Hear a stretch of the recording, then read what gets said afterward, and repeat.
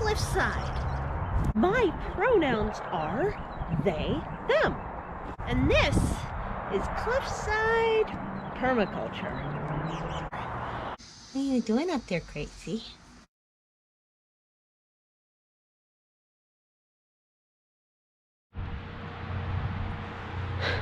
It rained today, and I got my first sizable, I think it's still raining, my first sizable harvest of Winecap. If you want to see how much,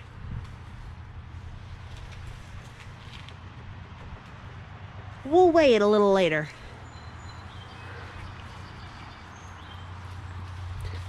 There's none in the back. The only place I've seen them is up here. I already picked them, obviously, so that's I really should put some more wood chips on top. They actually struggled to get through all the wood chips. That's why the tops are all split. So I'm gonna have to keep that in mind. I want to show you one other thing that's happening. Oh. Wait, see? See how they're like under the wood chips like that? See what I mean? And I can put some more wood chips right there, but there's a beautiful young Winecap. I'm gonna cut the bottoms off and put them back because they're good mycelium material. Put them back in through the new paths that need populated. So these need some cleanup. And do you see what I mean by the tops being cracked? And you saw how they are by that little one being underneath. So you can kind of get an idea of why they're all cracked. Now, I know these are Winecaps. A, because I put them there. And B, because that black to purple color with white gills and the maroon through light brown and this little bracelet it's wearing and the black spores that are so prolific in sporing that they mark the gills easily, even in a younger one. And I put them there. Do your own research. If you see mushrooms, don't just eat them. And let me show you another one that I've been eyeing since last year when I got this log. And it's coming back. This is pine. Yes, it is. And that is almost definitely the first phoenix oyster that my property had. Came right out of this gap last year.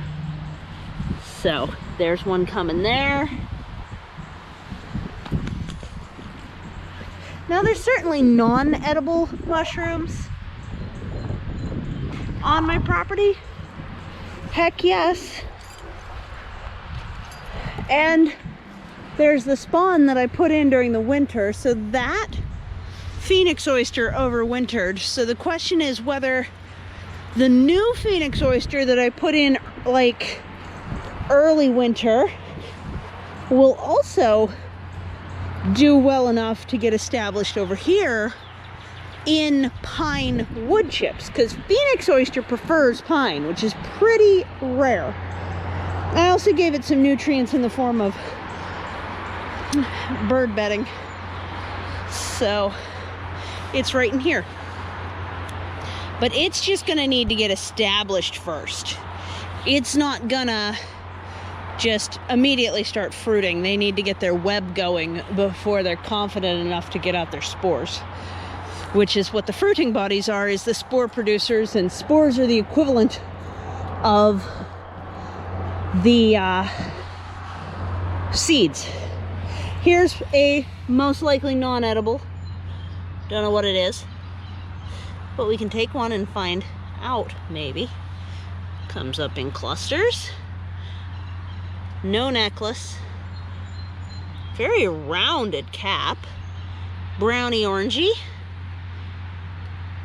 Oh, and I can't see the gills yet because it will have a cap. That is the veil still intact there. And I can put it back in.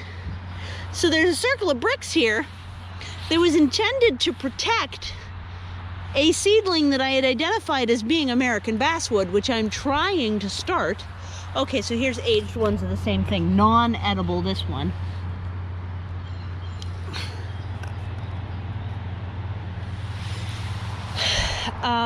And instead the mushrooms came up and dislodged the seedling. Because I put the bricks there, it actually encouraged the mushrooms to grow there. Oh well. There's one other type of mushroom we might see more on the way. There've been little white ones through here, but they're usually summer.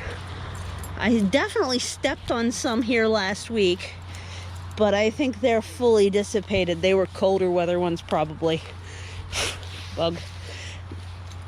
But there's definitely one more type going up here, and I think, whoa, stairs. And I think it's an ear mushroom. Mushroom, yes, it's a mushroom. In almost all of these pots, there's these guys. Do you see it? In almost all of the pots, they're coming up. Here's one in a younger form. Here's a cluster. And these are my seed starting pots that needed to overwinter, so I just set them like this, and most of them have these little ear looking things in them. The rain really knocked down a lot of daffodils. Here's one, another one. So all but these, I don't think it's in these last two, but like most of them have those coming up now too. I also transplanted a bunch of my good King Henry seeds, almost all sprouted. Maybe I'll plant them all. Don't put it past me. Yeah, so that's the mushrooms. Last year I only got 3 total mushrooms, total. So you can see I've already quadrupled it. Of course, last year was its first year, and it was a big drought, so it didn't help. And those ones from last year were in here, 2 of them in here, and 1 underneath this rhubarb here. So I just keep feeding them. They say that they're most likely to die if they run out of food. Like, that's the only way they won't overwinter, is if you don't give them enough food. So I've just been piling the wood chips on, but I'm thinking it might need like soil in between the layers or something to not crack them like that, like you've seen them doing. But it seems like, well, they do like warm weather, so that area that gets a lot of sun out front gave a good fruiting first. I added another bench, stool. I like having little places to sit down and observe and then intermittently interact. Sit and observe, then get up and interact, right? I don't see any in there either. This whole area is really well populated with the spawn, but it's also deeply in the shade, and they are warm fruiters. So since it's still early spring, I don't think it warmed up enough back here yet for it to fruit, whereas the soil did in the front warm up enough. Look at this. I don't understand why there's a puddle in the cardboard.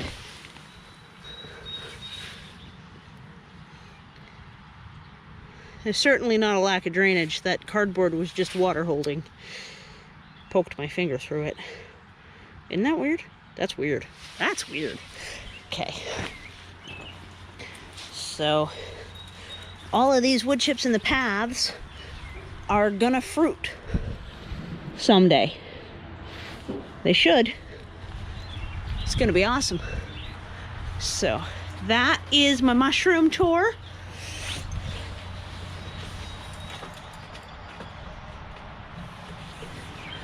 I spied them this morning, but I couldn't stop because I had to get to work.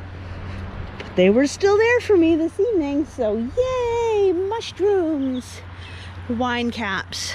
Again, don't just assume mushrooms. Ever. Ever, ever, ever. Don't ever just assume mushrooms. Always do research. Check with somebody. Double check with somebody else. And or plant them. Do a ton of research. And still interact with a mushroom expert. At least at some point prior to eating them, even if it's before you even buy them, to have somebody go through the specs with you if you're not familiar with mushrooms especially, but even if you are, it's always good to double check. And yeah, that's what we got. And thank you so much for visiting the cliffside and its mushrooms. This has been Permaculture. Yay! I'll let you know in the description box down below how much they ended up weighing. Take care. Bye.